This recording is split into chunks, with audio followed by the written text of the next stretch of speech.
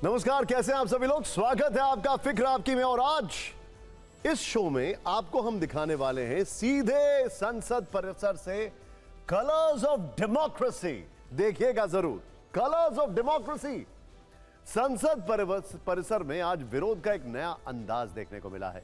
विपक्षी सांसदों ने सरकार को घेरने के लिए चंदा चोरी पर बाकायदा नुक्कड़ नाटक किया, तो सत्ता पक्ष ने इसे साधु संतों और आस्था का अपमान बता दिया है। सवाल यह है कि क्या इस तरह का नाटक अब विपक्ष के विरोध प्रदर्शन का नया सियासी हथियार है।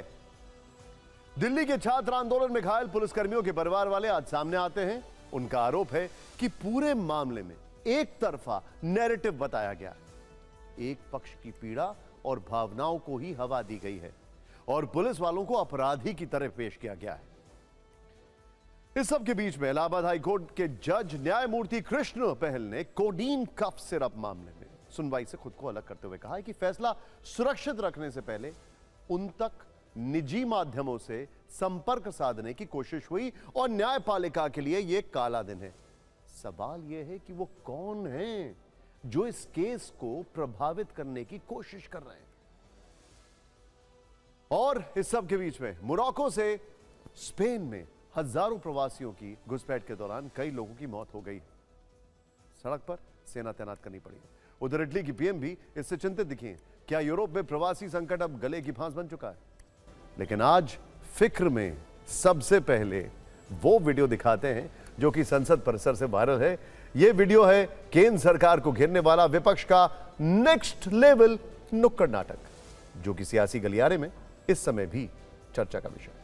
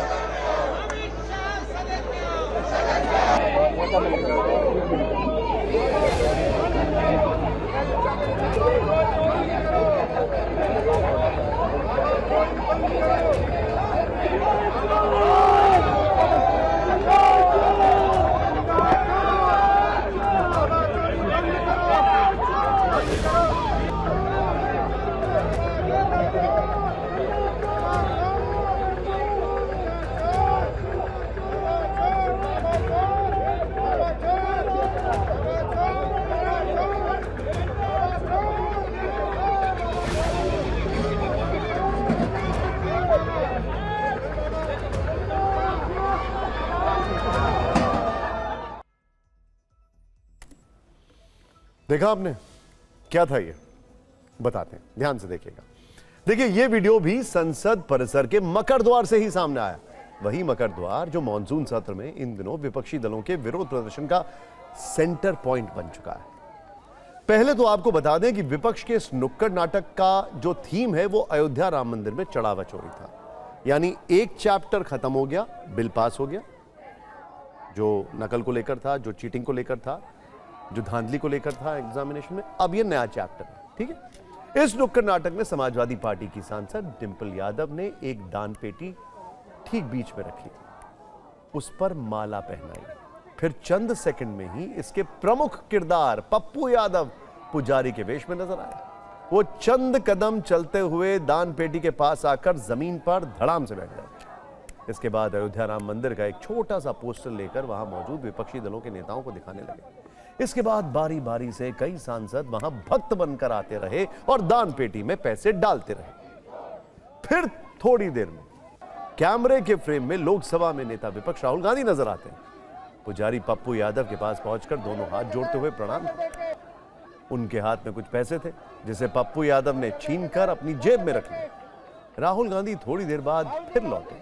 इस बार दान पेटी में पैसे डालने लगे तो पप्पू यादव उनसे फिर पैसे छीनने की कोशिश करते दिखे। समाजवादी पार्टी के सांसद अवधेश प्रसाद भी वहां मौजूद थे। पप्पू यादव बार बार उनके पैर छूते दिखे। फिर समाजवादी पार्टी के दूसरे सांसद धर्मेंद्र यादव भी दान पेटी में पैसे डालने आए तो पप्पू यादव वो पैसे भी लेकर जेब में रखने की कोशिश करने लगे। इस बार धर्मेंद्र यादव ने चोर चोर के नारे लगाए और फिर समाजवादी पार्टी के सांसदों ने उनकी पिटाई का अभिनय भी किया। इसके बाद जब पप्पू यादव ने भागने का अभिनय किया तो अवधेश प्रसाद ने उन्हें पकड़ लिया। आपको बता दें कि यह सब नुक्कड़ नाटक का हिस्सा था।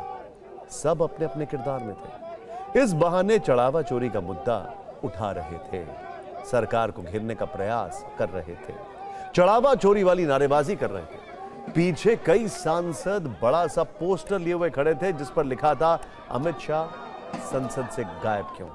नुक्कड़ नाटक के जरिए विपक्ष का प्रदर्शन वाला यह प्रयोग बहुत तेजी से वायरल हुआ है, लेकिन विपक्ष का आरोप है कि इससे साधु संतों का अपमान हुआ। हमारी सहयोगी सुमेरा ने यह सवाल पप्पू यादव से जब पूछा तो उनका जवाब क्या था, आपको देखना चाहिए। पप्पू यादव जी, ये एक बहुत अलग तरह का प्रदर्शन था, ऐसा बहुत समय से हमने नहीं देखा संसद में। तो ये आइडिया किसका था, सबसे पहले तो ये बताइए। नहीं, कोई आइडिया नहीं था। परिस्थिति जब देश के सनातन के विचारों पर हमला होगा, आस्था पर हमला होगा, भगवान के नाम को बेचा जाएगा, भगवान के साथ गद्दारी की जाएगी, तो संत के आवाज के लिए और इस देश के 100 करोड़ सनातन को मानने वाले लोग जिन्होंने अपनी सब कुछ सर्वस्व किया, उसके साथ जिस तरीके से विश्वासघात किया गया, ये मुद्दा, ये विचारधारा, ये रास्ता वहां खड़ी है और हम चुप नहीं बैठेंगे। ऐसे कई आज हमने वक्तव्य सुने जिसमें साधु संत ये कह रहे हैं कि संत का वेश धारण करके आपने ऐसा किया, तो ऐसा लग रहा है कि संत ही चोरी कर रहे थे। नहीं, ये वो बोल रहे हैं कि हनुमानगढ़ी के हमारे संत से पूछिए, शंकराचार्य जी से पूछिए, ये लगातार आवाज उठा रहे हैं। प्रधानमंत्री जी ने सारे साधुओं को वहां बैठाइए, उसके चेयरमैन बनाइए। आप क्यों पॉलिटिकल आदमी को, पदाधिकारी को बना रहे हैं? क्यों आप आरएसएस के आदमी को बना रहे हैं? विपक्षी नेताओं ने इस अभिनय के जरिए यह संदेश देने की कोशिश की थी कि राम मंदिर के चढ़ावे में चोरी की गई। वो सरकार को इसके लिए जिम्मेदार ठहरा रहे हैं। यानी पेपर लीक से आगे अब सरकार की मुश्किलें चढ़ावा चोरी वाले मुद्दे से बढ़ सकती हैं। लेकिन सत्ता पक्ष का कहना है कि विपक्ष करके साधु संतों और हिंदू आस्था का अपमान कर रहा है। विपक्ष अयोध्या को कलंकित करना चाहता है। संधा चोरों को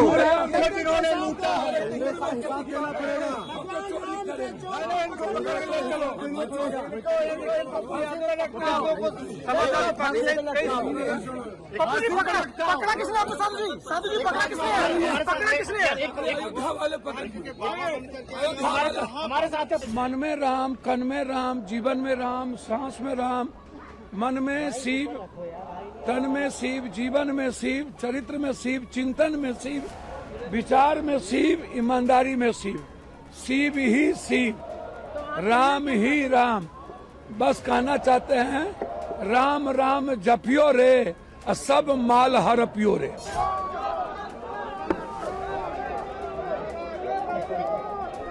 जो सनातन का, संस्कृति का, भगवान राम का संतों अपमान हुआ है, इसे गंभीरता से लें। ऐसा न हो कहीं देश में संत आंदोलित हो जाए। कहाँ का ये राम राज्य स्थापित करने की कोशिश करी है आपने। राम के साथ, भगवान राम के साथ भी धोखा किया, उनका चंदा चोरी करवाकर। तो ये दर्शाता है कि भारतीय जनता पार्टी की जो मानसिकता है वो किस तरह की है। अगर साधु का कपड़ा पहनोगे और पेटी भाग भाग के दिखाओगे कि साधु जो है पेटी चुराने वाला है, चंदा चुराने वाला है, साधु चोरी करने वाला है, तो तुम ऐसे सांसद कितने आए और कितने चले गए। तो उसमें क्या कल भी हुआ था, हम लोगों ने सब किया, फिर लेकिन चोरी करके वो भाग गए। जो कि राम विरोधी बताया जाता है, क्या बच्चों वाली बात करते हो? ये राम विरोधी कहाँ से इसमें आ गई बात? इन्होंने देश के सभी साधु संतों का अपमान किया है। साधु संत की वेशभूषा में आए और समाजवादी पार्टी और कांग्रेस के खड़े होकर के लोग, तो ये पूरे उस चोरी को देश के साधु और संतों के साथ जोड़ा जा रहा है। इस मामले को सरकार से गंभीरता पूर्वक लेने की और चर्चा चलाने की मांग कर रहे हैं, लेकिन ये चर्चा नहीं कर रहे हैं। सरकार बचना चाहती है, छिपना चाहती है, ये छिप कर नहीं जाने पाएंगे। अयोध्या को जिन्होंने अपमानित किया, जिन्होंने अयोध्या को लांछित किया, यदि वो ये कहते हैं कि आज वो चिंतित हैं, तो पूरा देश समझ सकता है कि वो चिंतित नहीं हैं, वो तो आनंदित हैं। दान पात्र में जाने से पहले जेबों में भर ली गई। ये तो एक सिंबॉलिक हम लोगों ने प्रदर्शन किया।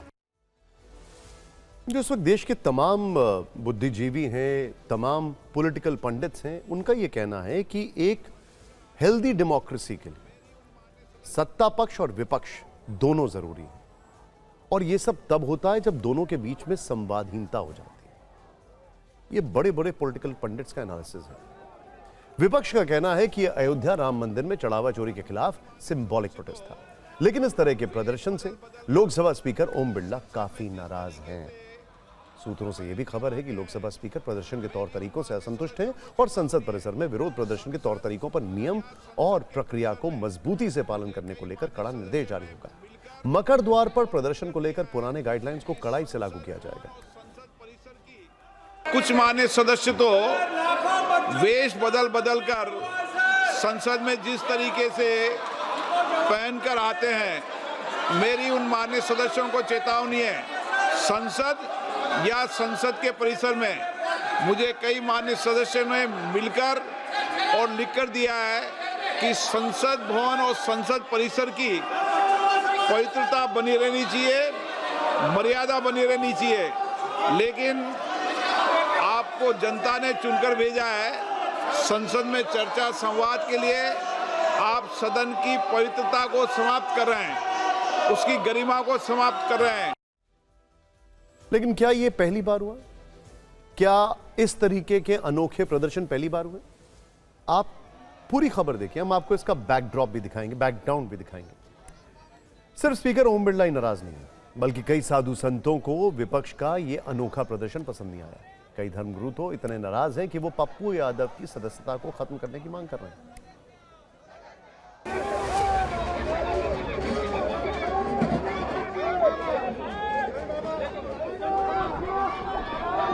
ये आक्रमण भारत की सारी साधु शक्ति पर है, ये भारत की श्रद्धाओं पर आक्रमण है। इसका देश भर में विरोध होगा, सब हिंदू शक्तियां मिलकर विरोध करेंगी और पूरे भारत में इतना बड़ा प्रतिकार होगा इसका, जिसकी आंच को ये लोग झेल नहीं पाएंगे। संसद संविधान के अनुसार एक पवित्र परिसर है, तो मैं महामहिम राष्ट्रपति महोदया और लोकसभा अध्यक्ष दोनों से यह मांग करूंगा कि ऐसे सांसदों की संसद सदस्यता बर्खास्त होनी चाहिए। जिस प्रकार से घटना संसद परिसर में हुआ है, ये दुर्भाग्यपूर्ण है।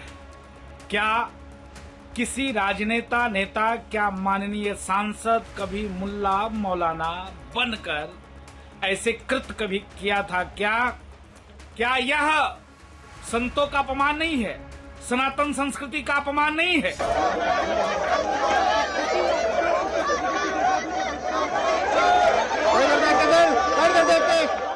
आपको सांसद भवन में भेजने का काम अयोध्या की जनता ने किया। आप अयोध्या की जनता को अपमानित कर रहे हो, साधु संतों को अपमानित करने का काम कर रहे हो।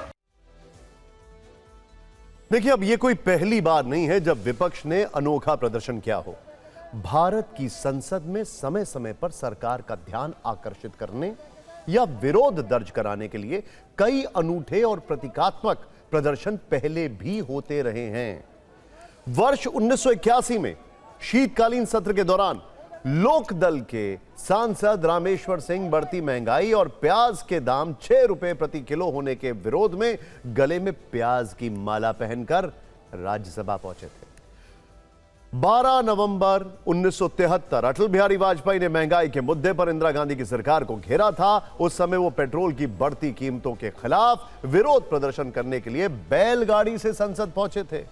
27 अप्रैल 2016 ऑड इवन पार्ट 2 के विरोध में बीजेपी सांसद राम प्रसाद शर्मा घोड़े पर चढ़कर संसद पहुंचे थे। शर्मा ने घोड़े पर एक तख्ती भी टांगी हुई थी जिसमें लिखा था पॉल्यूशन फ्री व्हीकल। हालांकि संसद में प्रवेश से पहले उन्हें उतरना पड़ा और वो घोड़े के साथ अंत। 2017 में दुष्यंत चौटाला किसानों के समर्थन में ट्रैक्टर से संसद पहुंचे थे। पहले सुरक्षा कर्मियों ने रोका, लेकिन बाद में विशेष अनुमति मिलने के बाद उन्हें संसद परिसर में प्रवेश दिया गया। इसी तरह 2021 में कृषि कानूनों के विरोध में राहुल गांधी ट्रैक्टर चलाकर संसद तक पहुंचे थे, लेकिन ट्रैक्टर को संसद परिसर के अंदर जाने की अनुमति नहीं मिली थी। इसके अलावा कभी हथकड़ी पहनकर, कभी साइकिल से, कभी टमाटर और प्याज की माला पहनकर संसद परिसर में जमकर प्रदर्शन हुए हैं। कुल मिलाकर संसद और उसके परिसर में प्रतीकात्मक प्रदर्शन भारतीय लोकतंत्र का पुराना हिस्सा है। अलग अलग दौर में मुद्दे बदलते रहे, लेकिन सरकार का ध्यान खींचने के लिए विरोध के तरीके भी समय के साथ बदलते रहे। लेकिन अब खबर उनकी जिनकी वजह से हम बहुत सारी खबरें नहीं दिखाते हैं, मतलब वो पुलिस वाले जिनकी वजह से हम लोग महफूज हैं, वो खबरें होती नहीं इसलिए दिखाते नहीं। समझे आप? खैर, हम बात करते हैं जंतर मंतर पर हुए छात्रों के प्रदर्शन की। इस प्रदर्शन के दौरान आपने तमाम तरह की रील्स देखी, मीम्स देखे, प्रदर्शनकारियों का पक्ष सुना और धर्मेंद्र प्रधान के इस्तीफे के बाद छात्रों का जश्न देखा। लेकिन आज पहली बार उन पुलिस वालों के परिवारों का पक्ष सामने आया है जो 20 जुलाई के हिंसक प्रदर्शन में घायल हुए थे। उसके पीछे होती है उसकी दिल्ली के कॉन्स्टिट्यूशन क्लब में आज पुलिसकर्मियों के परिवार वालों ने एक प्रेस कॉन्फ्रेंस की। इस प्रेस कॉन्फ्रेंस में किसी ने भावुक होते हुए अपनी कहानी सुनाई तो किसी ने संसद में मुद्दा उठाने की मांग की है। प्रेस कॉन्फ्रेंस की शुरुआत में एक बड़ी स्क्रीन पर यह वीडियो दिखाया गया। इस वीडियो में ज्यादातर तस्वीरें 20 जुलाई की थी, जब जंतर मंतर से संसद की तरफ मार्च के दौरान हिंसा भड़की थी। पुलिस वालों के परिवारों ने जो वीडियो जारी किया उसमें यह दिखाया गया कि भीड़ ने किस तरीके से उस दौरान पुलिस को टारगेट किया और छात्रों की आड़ में हिंसा करने वालों ने कैसे उस प्रदर्शन के माहौल को बिगाड़ा। आज की प्रेस कॉन्फ्रेंस में मुख्य रूप से 3 दावे देखे गए। पहला दावा, जंतर मंतर में हुए छात्रों के प्रदर्शन में कई असामाजिक तत्व भी शामिल थे। दूसरा दावा, प्रदर्शन के दौरान कई शरारती तत्वों ने पुलिस पर पथराव किया। तीसरा दावा, इस पूरे मामले में दिल्ली पुलिस के खिलाफ गलत नैरेटिव चलाया गया और पुलिस वालों को ही अपराधी बताने की कोशिश की गई है। प्रेस कॉन्फ्रेंस में आए पुलिसकर्मियों के परिवार वालों में एक कुंजन अपने पिता के साथ हुई घटना को लेकर भावुक हो गई। वहीं एक घायल पुलिसकर्मी की पत्नी ने इस मुद्दे को संसद में उठाने की मांग की। उन्होंने कहा कि संसद हमारे देश का सम्मान है। मैं अपने चुने हुए प्रतिनिधियों से यही निवेदन करना चाहती हूं कि संसद की सुरक्षा में कई पुलिसकर्मी लगे रहते हैं, तो संसद के अंदर भी उन पुलिसकर्मियों के कुछ मुद्दे उठाए जाएं।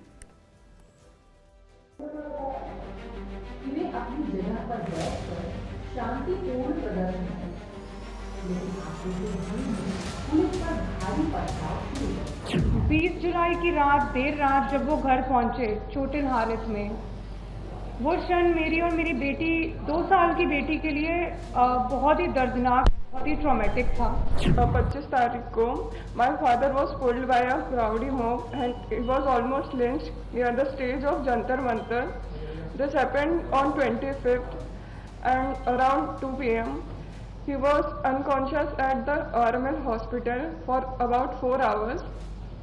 रात को 10 बजे के करीब पापा के कलीग्स उन्हें घर लेके आए और उनकी यूनिफॉर्म पूरी खून से लाल थी। उन्हें ऐसे देख के हमारे लिए बहुत पेनफुल था। मैं अपने चुने हुए प्रतिनिधियों से यही कहना चाहती हूँ, यही निवेदन करना चाहती हूँ, जो संसद की सुरक्षा में पुलिसकर्मी लगे रहते हैं, संसद की जो एक हमारे देश का सम्मान है, मेरे देश का सम्मान है, उसकी सुरक्षा में जो पुलिसकर्मी हर समय और देश की आंतरिक सुरक्षा में जो पुलिसकर्मी हर समय लगे रहते हैं, उनके बारे में भी संसद में कुछ मुद्दे उठाए गए। मुझे पता चला कि मेरे फादर को उनके हेड पे इंजरी आ रखी है उनके फ्रेंड के थ्रू। जब मैंने फोटो देखी तो उनके हेड को शेव कर रखा था और उनके हेड पे लाइक स्टिचेस लग रहे थे 4। उसको देख के I was like really frustrated and मैं बहुत डरा हुआ था। वैसे आपको एक छोटी सी एक स्टडी बताता हूं, गूगल कर सकते हैं आप। दिल्ली पुलिस के जो ऑफिसर्स या जो जवान हैं, एक स्टडी कहती है कि वो दिन में 11 से 14 घंटे काम करते हैं। 11 से 14 घंटे। पुलिसकर्मियों के परिवारों ने वीडियो के आधार पर आरोप लगाया कि जंतर मंतर में छात्रों की भीड़ में शामिल उपद्रवियों ने प्रदर्शन के दौरान पुलिसकर्मियों पर ईंट, पत्थर, गमले और नुकीली टाइल से हमला किया। यह भी दावा किया गया कि इन हमलों में 250 से ज्यादा पुलिसकर्मी घायल हुए हैं। 350 से ज्यादा हेलमेट जो है उनको नुकसान पहुंचा है। 25 से ज्यादा सरकारी गाड़ियों में तोड़फोड़ और आगजनी की गई। प्रेस कॉन्फ्रेंस में पुलिसकर्मियों के परिवारों ने यह मांग रखी कि हमला करने वाले उपद्रवियों की पहचान करके उन्हें कड़ी से कड़ी सजा दी जाए, लेकिन जो निर्दोष छात्र हैं उन्हें रिहा कर दिया जाए। इस बीच प्रधानमंत्री नरेंद्र मोदी ने संसद से एंटी पेपर लीक संशोधन बिल पास होने पर वीडियो संदेश जारी किया। 2.5 मिनट के इस वीडियो में उन्होंने छात्रों से कहा कि भरोसेमंद परीक्षा व्यवस्था के लिए सरकार लगातार कदम उठा रही है। पीएम ने यह भी बताया कि पेपर लीक जैसी समस्या से राज्य और केंद्र दोनों जूझ रहे हैं। उन्होंने एक बार फिर भरोसा दिया है कि पेपर लीक माफिया बख्शे नहीं जाएंगे। इस तरह संसद में एंटी पेपर लीक बिल पेश करने वाले केंद्रीय मंत्री जितेंद्र सिंह ने भी छात्रों और युवाओं के लिए वीडियो संदेश जारी किया है। एक तरफ सरकार वीडियो जारी करके छात्रों को मैसेज दे रही है, तो दूसरी तरफ विपक्ष आक्रामक रुख अपनाए हुए हैं। नेता प्रतिपक्ष राहुल गांधी ने सोशल मीडिया पर पोस्ट लिखकर युवाओं के खिलाफ मुकदमेबाजी का इल्जाम लगाया। पीएम मोदी और अमित शाह, आप जेन जी को डरा धमकाकर चुप नहीं करा सकते। पहले आपने उनकी हड्डियां तोड़ी, अब आप एफआईआर दर्ज कर रहे हैं और उनके अकाउंट्स बंद करवा रहे हैं। आप भारत का अतीत हैं, भारत के भविष्य के साथ कैसा बर्ताव करते हैं इसे लेकर सावधान रहें। कांग्रेस अध्यक्ष मल्लिकार्जुन खड़गे ने भी एक बार फिर लाठीचार्ज और पैलेट गन का मुद्दा उठाते हुए बदले की भावना से युवाओं पर एफआईआर और जबरन हिरासत में लेने का आरोप लगाया।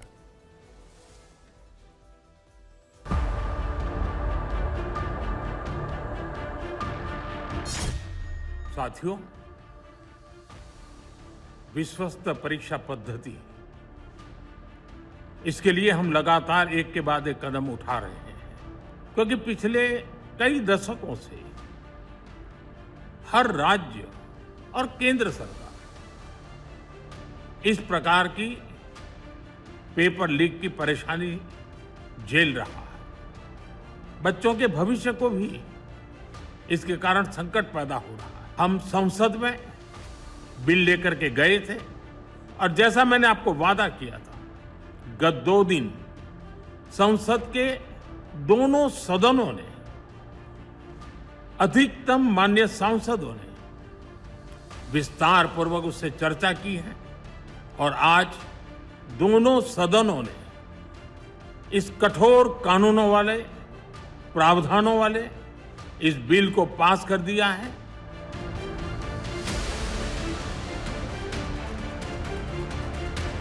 पहले लोकसभा और फिर कल देर रात राज्यसभा ने भी इसे पारित कर दिया। अब ये कानून बन गया है और मुझे लगता है कि इस बात की भी निशानदेही करता है जो प्रधानमंत्री जी बार बार कहते हैं कि किसी को भी हमारे बच्चों के साथ, हमारे युवाओं के साथ, हमारे छात्रों के साथ और उनके भविष्य के साथ खिलवाड़ करने का या उससे समझौता करने का मौका नहीं दिया जाएगा। देखिए, अभी आपने आपको बताया कि केंद्रीय मंत्री जितेंद्र सिंह ने संसद में एंटी पेपर लीक संशोधन बिल पेश किया था।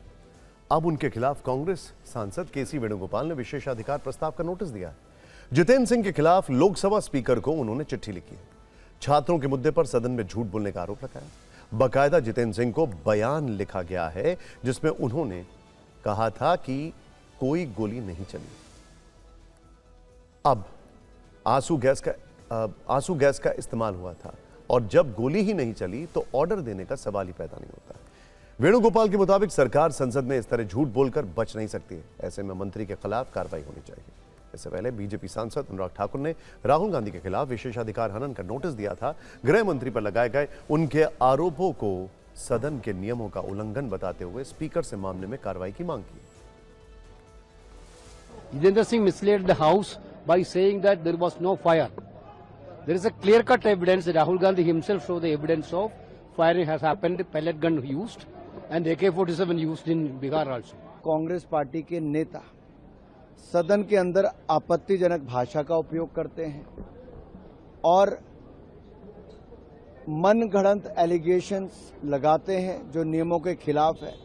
उसके लिए भी मैंने नोटिस दिया है। स्पीकर साहब को कहा कि उसके ऊपर कार्रवाई करें। लेकिन देखिए, अंदर वो देश के गृह मंत्री के ऊपर झूठे आरोप राहुल गांधी जी लगाते हैं।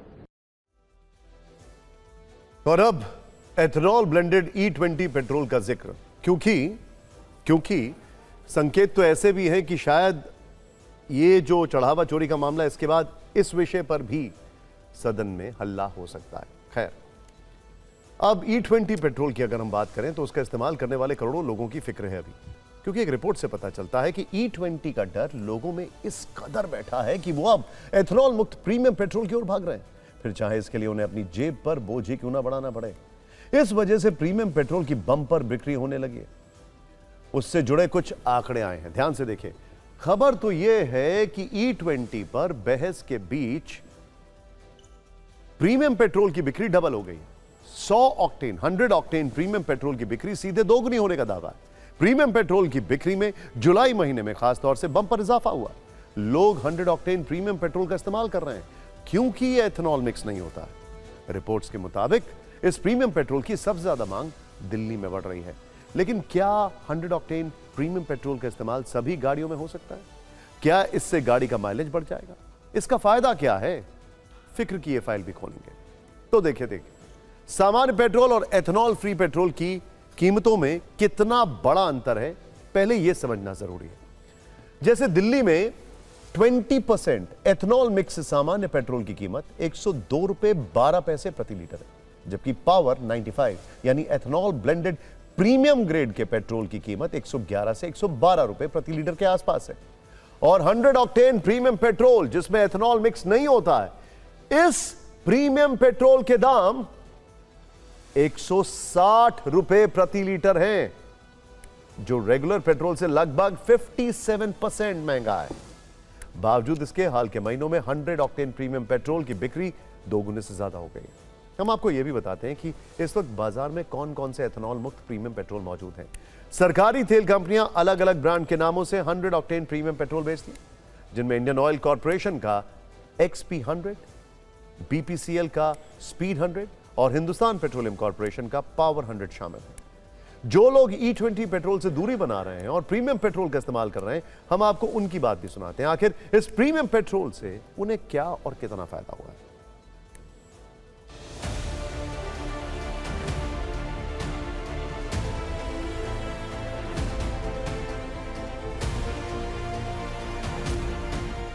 पहले तो मैं ये नॉर्मली डलवाता था E20, तो मेरी जो पहले वाली गाड़ी थी उसका इंजन खराब हो गया। ये नई गाड़ी निकलवा के लाया हूँ और जब से निकलवाया हूँ 2 हफ्ते हुए हैं, पावर ही डलवा रहा हूँ। अभी मैं गाड़ी को मैकेनिक को ही दिखा के लेकर आ रहा हूँ।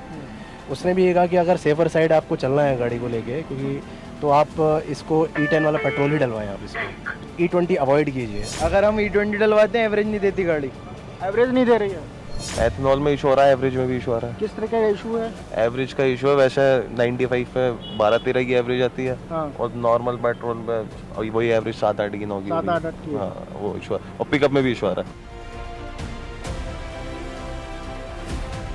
कस्टमर जो आ रहे हैं तो मेनली नॉर्मल पेट्रोल डलवा रहे हैं या प्रीमियम? प्रीमियम जी। प्रीमियम के ग्राहक ज़्यादा बढ़े हैं? हाँ जी, हाँ जी। कितना परसेंटेज बढ़े होंगे लगभग? 50% बढ़ गई सर। 50%। कारण क्या बताते हैं? बोलते हैं नॉर्मल में एवरेज नहीं आ रही हमारी, गाड़ी मिसिंग कर रही है। गाड़ी मिसिंग कर? हाँ जी, इसकी वजह से पावर की सेल बढ़ गई है, पावर डलाते हैं। पिछले 15-20 दिन से इसकी डिमांड में इफाजा हुआ है। लोगों ने इसकी तरफ रुझान काफ़ी चालू हुआ है, लोग इसकी डिमांड करने लगे हैं। देखिए, डाउट्स हो सकते हैं, लेकिन अगर फैक्ट्स पर फोकस करें, पूरी चीज को समझें, तो इतना पैनिक करने की आवश्यकता बिल्कुल नहीं, बिल्कुल भी नहीं। खैर, अब 100 ऑक्टेन रेटिंग वाले प्रीमियम पेट्रोल पर फिक्र की प्रश्नोत्तरी देख रहे हैं। ध्यान से देखिएगा, आपके सारे सवालों के जवाब आने वाले हैं। प्रश्न है कि आखिर प्रीमियम पेट्रोल की बिक्री में अचानक से इतना इजाफा क्यों है? अब इसका जवाब यह है क्योंकि 100 ऑक्टेन रेटिंग वाले पेट्रोल में एथेनॉल मिक्स नहीं होता है, और इसी बीच लोगों में डर है कि E20 पेट्रोल से गाड़ियों को नुकसान हो रहा है। इसीलिए अब बहुत सारे लोग 160 रुपए प्रति लीटर महंगा पेट्रोल भी भरवाने के लिए तैयार हैं। अगला सवाल यह है कि क्या सभी गाड़ियों में 100 ऑक्टेन रेटिंग वाला पेट्रोल भरवाया जा सकता है? इसका जवाब यह है कि इस पर एक्सपर्ट्स का कहना है कि विशेष रूप से इसका इस्तेमाल सुपर कार, रेसिंग कार और सुपर बाइक्स के लिए किया जाता है। सामान्य गाड़ियों में इनका इस्तेमाल करना बहुत ज्यादा फायदेमंद नहीं होता है। प्लीज अंडरस्टैंड दिस, क्योंकि पैसे भी ज्यादा लगते हैं और माइलेज पर भी बहुत ज्यादा असर नहीं पड़ता। वैसे आपको यह भी जानना चाहिए कि 100 ऑक्टेन रेटिंग वाले पेट्रोल की देश में कितनी डिमांड है। अब जवाब यह है कि फिलहाल बहुत कम, जो देश में कुल पेट्रोल बिक्री का सिर्फ 0.1% है। कम मांग की वजह से देश के 1% से भी कम पेट्रोल पंपों पर 100 ऑक्टेन पेट्रोल मिलता है। अब आपको यह भी बता दें कि प्रीमियम पेट्रोल एक हाई क्वालिटी फ्यूल होता है, जिसकी ऑक्टेन रेटिंग सामान्य पेट्रोल की ऑक्टेन रेटिंग 91 से ज्यादा होती है। आप ऑक्टेन रेटिंग को पेट्रोल की ताकत नापने का भी एक मीटर कह सकते हैं, जो कुछ खास और हाई परफॉर्मेंस इंजन्स के लिए एनर्जी ड्रिंक जैसा होता है, जो इंजन को बिना थके बेहद स्मूथ और शांत तरीके से पूरी ताकत के साथ काम करने की शक्ति देता है। आई होप आपके डाउट्स क्लियर हो गए। I hope. खैर, अब चलते हैं मध्य प्रदेश के धार, जहां ऐतिहासिक भोजशाला परिसर के पास तय की जगह पर आज जुमे की नमाज हुई। खैर, सुप्रीम कोर्ट के कल के आदेश के बाद प्रशासन और मुस्लिम समुदाय के प्रतिनिधियों के बीच देर रात हुई चर्चा। उस चर्चा में भोजशाला परिसर की पिछली बाउंड्री वॉल से सटी खसरा नंबर 612 की जमीन पर जुमे की नमाज अदा करने पर सहमति बनी। इसके बाद प्रशासन ने मौके पर सुरक्षा के कड़े इंतजाम किए, पुलिस बल के साथ बैरिकेडिंग कराई। आज दोपहर करीब 1:30 से 2 बजे के बीच मुस्लिम समुदाय के लोग नमाज के लिए निर्धारित स्थल पर पहुंचे। इस दौरान बारिश हो रही थी, इसीलिए गीली जमीन पर तिरपाल बिछाई गई। धीरे धीरे बारिश के बीच कई लोग वहां नमाज अदा करने पहुंचे। हालांकि नमाज के लिए तय की गई जगह को लेकर कुछ स्थानीय लोगों ने आपत्ति जताई, लेकिन प्रशासन ने उन्हें समझाकर मामले को शांत करवा दिया। आपको बता दें कि नमाज अदा करने के लिए भोजशाला के पीछे खसरा नंबर 596 और 611 की जमीन पर अनुमति मिली। दोपहर 1 से 2 बजे के बीच नमाज की अनुमति दी गई।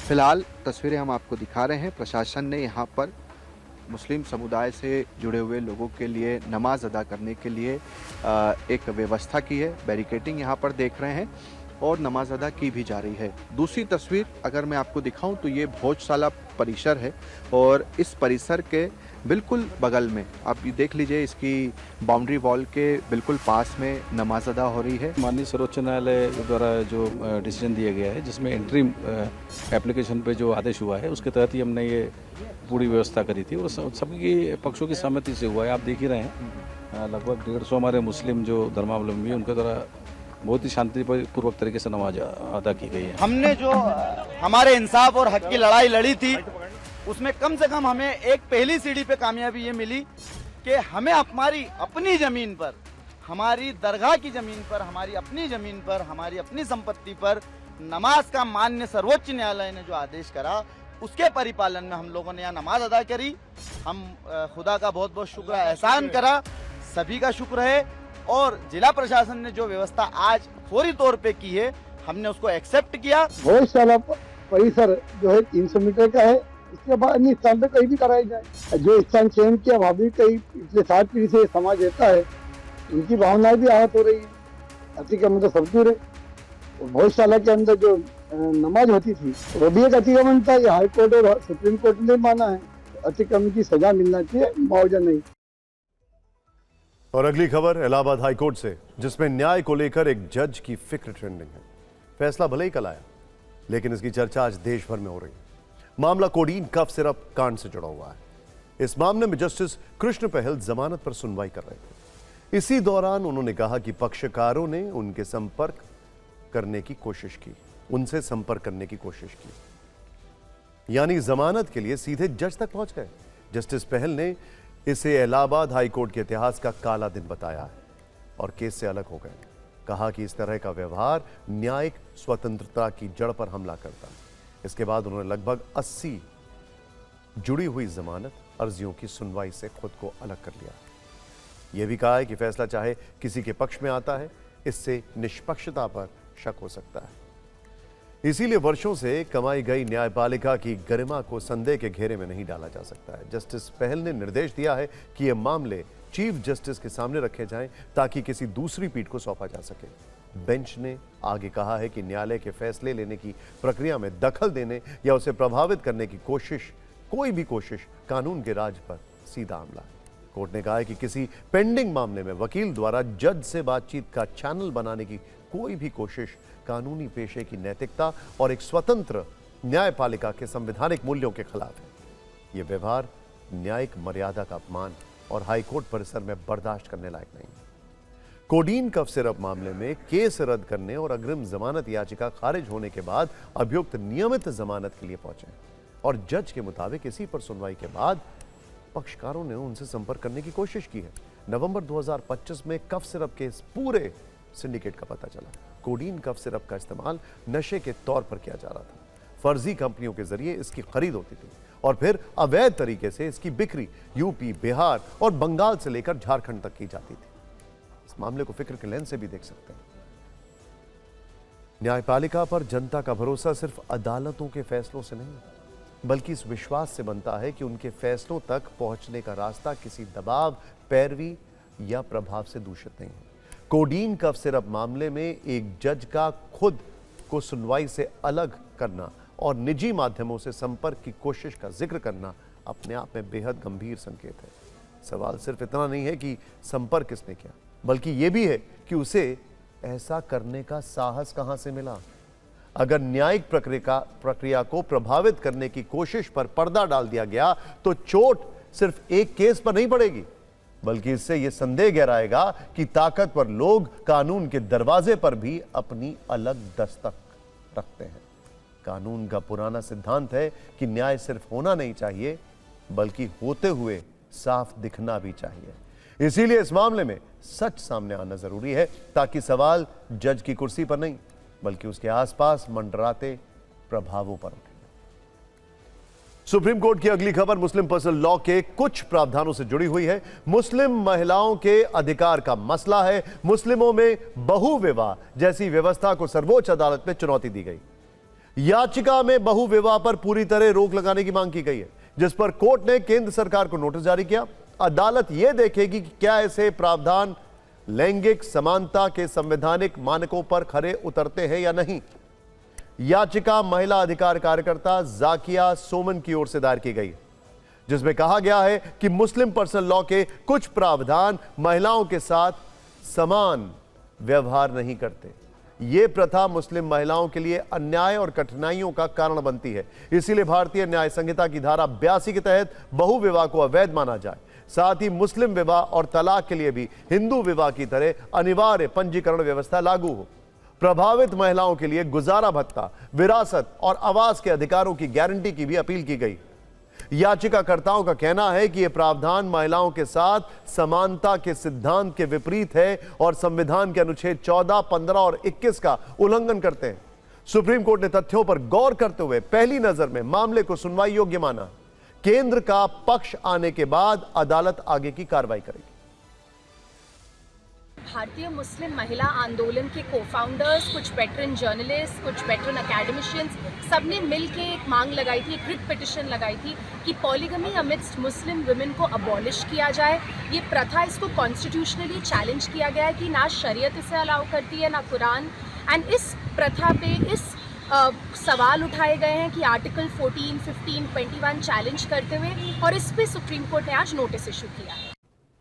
तस्लीमा नसरीन की बात करते हैं। फिक्र में अगली खबर बांग्लादेश की मशहूर लेखिका तस्लीमा नसरीन की है। 18 साल बाद वो कोलकाता पहुंची है। लंबे समय बाद इस शहर में उनकी पहली सार्वजनिक उपस्थिति है। बंगाल सरकार ने 2003 में उनकी किताब दुखंडित पर प्रतिबंध लगा दिया था। आरोप था कि किताब से मुस्लिम समुदाय की भावनाएं आहत हुई थी।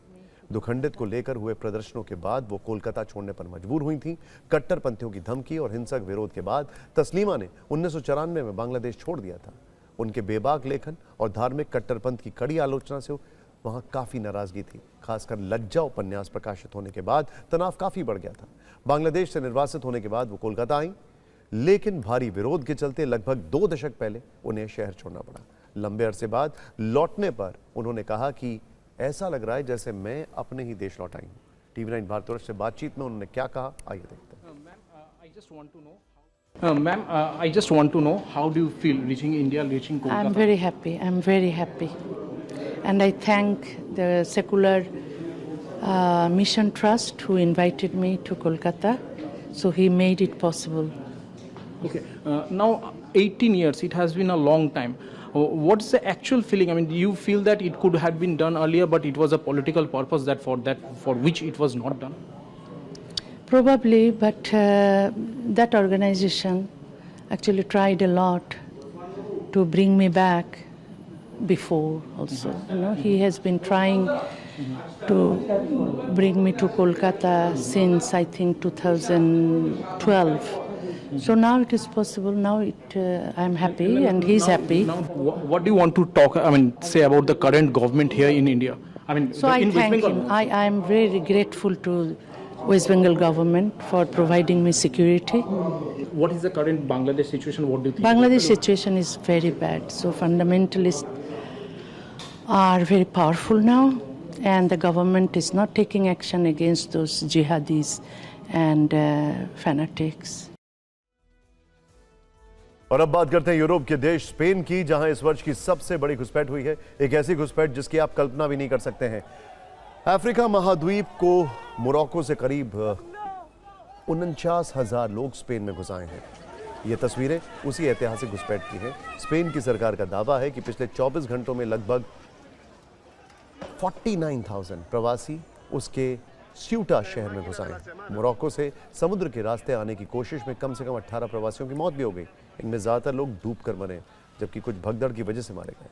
इतनी बड़ी तादाद में घुसपैठ करके आए लोगों को रोकने की कोशिश में मोरक्को और स्पेन के 100 से ज्यादा लोग घायल बताए गए। इस घुसपैठ के कारण स्पेन के हालात इस कदर बिगड़ गए हैं कि सड़कों पर बख्तरबंद गाड़ियों के साथ सेना को उतारना पड़ा है और इमरजेंसी घोषित करनी पड़ी है। यह आज सुबह की तस्वीरें हैं जब समुद्र के रास्ते हजारों लोगों ने स्पेन में दाखिल होने की कोशिश की। बताया गया कि इनमें से कुछ लोग तैर कर वहां पहुंचे, जिसके लिए किसी ने फ्लोटिंग ट्यूब का सहारा लिया तो कोई छोटी नाव में वहां पर पहुंचा। जैसे ये लोग स्यूटा के बॉर्डर पर पहुंचे तो वहां मौजूद सुरक्षा बलों ने उन्हें रोकने की कोशिश की, मगर इतने लोगों के सामने उनकी कोशिशें नाकाम हो गईं। इसके बाद हजारों की भीड़ बैरिकेडिंग को तोड़ते हुए स्पेन में घुस गई। कुछ लोगों ने बॉर्डर पर लगी दीवारों को फांदकर स्पेन में घुसने की कोशिश की है। घुसपैठ करने वालों में कई महिलाएं और बच्चे भी शामिल हैं। इस दौरान कई घुसपैठिए बॉर्डर पर लगे कटीले तारों को पार करने में भी नहीं हिचकिचाए। पुलिस के साथ उनकी काफी झड़प हुई, लेकिन हजारों की भीड़ के सामने सुरक्षा बलों की एक नहीं चली। अब जरा एक और तस्वीर देखें। स्पेन की सड़कों पर बख्तरबंद गाड़ियों के साथ सेना को उतार दिया गया, क्योंकि इतनी बड़ी तादाद में घुसपैठियों के आने से वहां लूटपाट और दंगे का खतरा बढ़ गया। जो स्थानीय लोग हैं वो भी अपनी सुरक्षा को लेकर चिंतित हैं। स्पेन के गृह मंत्रालय का कहना है कि पिछले 24 घंटों में मोरक्को से लगभग 49,000 लोग तैरकर या पैदल स्पेन के स्यूटा में आए हैं। आपको बता दें कि स्पेन के जिस स्यूटा में घुसपैठ हुई है उसकी जनसंख्या करीब 83,000 है और अब वहां पिछले 24 घंटे में 49,000 लोग आ गए। ऐसे में उस पूरे शहर की जो व्यवस्था है वो चरमरा गई। अब देखिए जरा, सिर्फ 24 घंटे के अंदर हजारों लोग एक देश से दूसरे देश में इतनी आसानी से कैसे घुस आए। दरअसल स्पेन यूरोप का हिस्सा है, जबकि मोरक्को उत्तरी अफ्रीका का। स्पेन और मोरक्को के बीच एक समुद्री गलियारा है जिसका नाम है जिब्राल्टर स्ट्रेट। यह स्ट्रेट दोनों देशों को अलग करता है, लेकिन स्पेन के दो शहर स्यूटा और मेलिला जिब्राल्टर स्ट्रेट के दूसरी तरफ यानी मोरक्को की तरफ है। मोरक्को से इन दोनों शहरों की दूरी सिर्फ कुछ किलोमीटर की है, इसीलिए इन दोनों शहरों तक मोरक्को के लोग बहुत आसानी से तैरकर पहुंच गए।